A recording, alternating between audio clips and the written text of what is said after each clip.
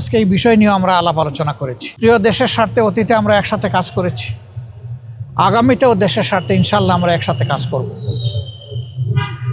তারেক রহমান সাহেব সহ বিএনপির নেতৃবৃন্দ একই আকাঙ্ক্ষা ব্যক্ত করেছেন, আমরাও একই আকাঙ্ক্ষা ব্যক্ত করেছি।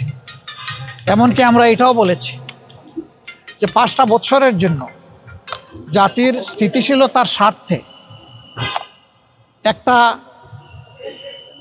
সুন্দর পরিবেশ ফিরিয়ে আনার স্বার্থে আমরা সবাই মিলেমিশে ভালো কোনো চিন্তা করতে পারি কিনা সেটাও আমাদের চিন্তা করা দরকার। এবং আমরা এটাও বলেছি নির্বাচনের পরপরই সরকার গঠনের আগেই আমরা ইনশাল্লাহ বসবো, খোলা মনে কথা বলবো, জাতির জন্য আমরা চিন্তা করব, জাতির জন্য আমরা সিদ্ধান্ত নিব। আপনারা দোয়া করবেন আমরা সবাই যেন ম্যাডাম যে ঐক্যের জায়গাটা পাটাতন যেটা তৈরি করে দিয়ে গেছেন তার উপর দাঁড়িয়ে আমরা যেন আমাদের দায়িত্ব পালন করতে পারি, যে আমরা একটি নৈতিক দায়িত্ব পালন করার জন্য এখানে এসেছিলাম। আমরা সবাই জানি বিএনপি চেয়ারপারসন সাবেক প্রধানমন্ত্রী বেগম খালেদা জিয়া, তিনি জাতিকে তিনবার নির্বাচিত প্রধানমন্ত্রী হিসাবে নেতৃত্ব দিয়েছেন। এর বাইরেও তার একটি সংগ্রামী আপসহীন জীবন ছিল। তিনি গণতন্ত্র পুনঃপ্রতিষ্ঠা এবং মানুষের নাগরিক অধিকার প্রতিষ্ঠার জন্য আজীবন লড়াই করে গেছেন।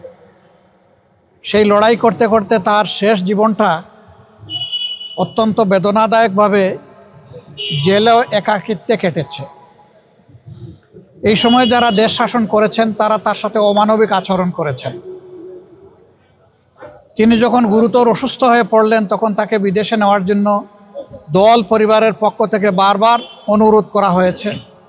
সরকার তো আমলে নেইনি, বরঞ্চ এগুলা নিয়ে বারবার উপহাস করেছে। আল্লাহ তাআলার বিচার, ইতিহাসের অমুক বিধান, শেষ পর্যন্ত তিনি চিকিৎসা নিয়েছেন, বিদেশেও গিয়েছেন, কিন্তু ততক্ষণে তার বিশাল ক্ষতি হয়ে গিয়েছে।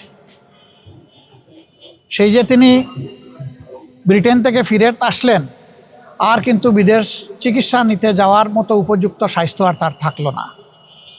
স্বাস্থ্যটা এতটাই ভেঙে পড়ল যে শেষ চিকিৎসা তাকে দেশেই নিতে হয়েছে। এই ক্ষেত্রে আমরা তার আত্মার মাগফিরাত কামনা করি, মহান রাব্বুল আলামিনের দরবারে দোয়া করি আল্লাহ তার বান্দির উপরে রহম করুন এবং জান্নাতের সর্বোচ্চ দরজা তাকে দান করুন।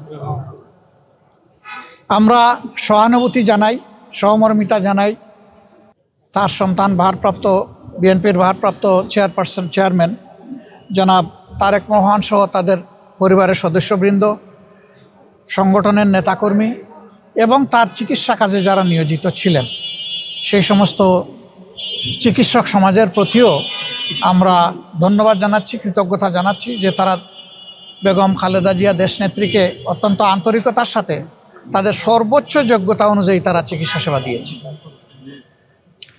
এটা আমাদেরকে অনুপ্রাণিত করে যে ভবিষ্যতে নাগরিকরা এমনটাই আমাদের দেশের চিকিৎসক সমাজের কাছে আশা করতে পারেন। তিনি চলে গেছেন ইতিহাসের একটা বিরল সম্মান নিয়ে। তার শেষ বিদায় সম্বর্ধনা অনুষ্ঠিত হয়েছে গতকাল এবং মানুষ আবেগ দিয়ে, চোখের পানি দিয়েই তাকে বিদায় দিয়েছে। এইটা তার পাওনা ছিল।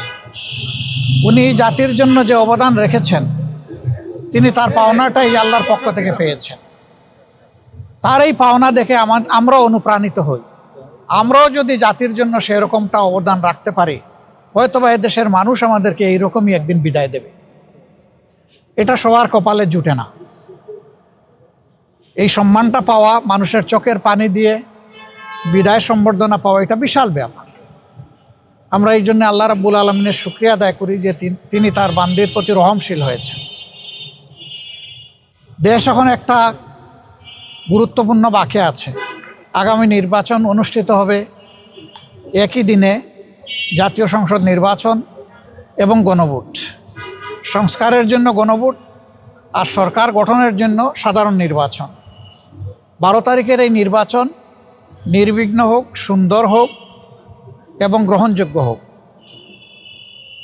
আমরা এটা দোয়া করি। আজকে এই বিষয় নিয়ে আমরা আলাপ আলোচনা করেছি এবং আমরা এটাও বলেছি প্রিয় দেশের স্বার্থে অতীতে আমরা একসাথে কাজ করেছি, আগামীতেও দেশের স্বার্থে ইনশাল্লাহ আমরা একসাথে কাজ করব।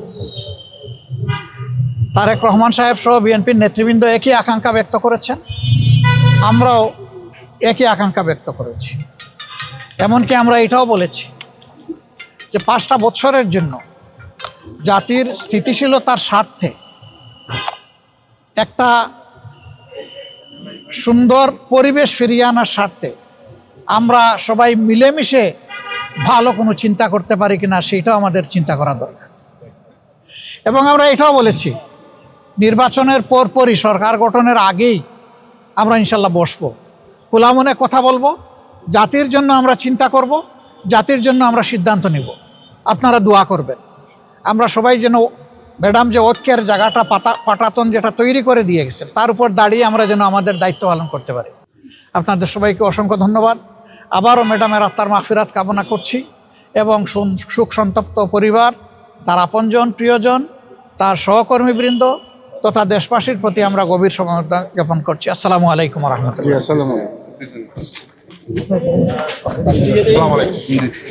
ওয়ালাইকুম আসসালাম ওয়া রাহমাতুল্লাহ। ভালো আছেন? আলহামদুলিল্লাহ। এদিকে উঠে যাব? ওনাদের গাড়ি আসছে না? মিলন ভাই গাড়ি আসছে না?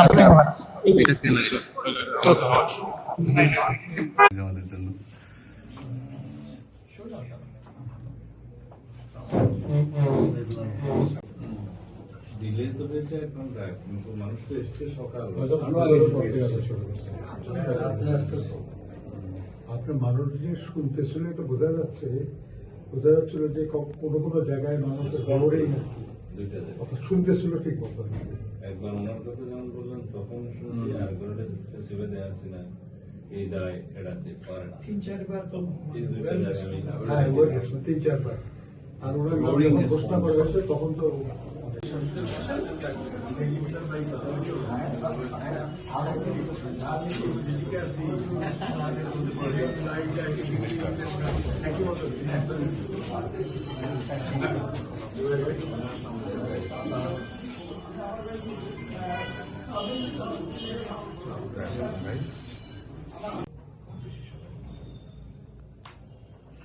আপনি তো রেস্ট নিতে পারছেন না, আমরা দেখতেই পাচ্ছি। জি ফিজিক্যাল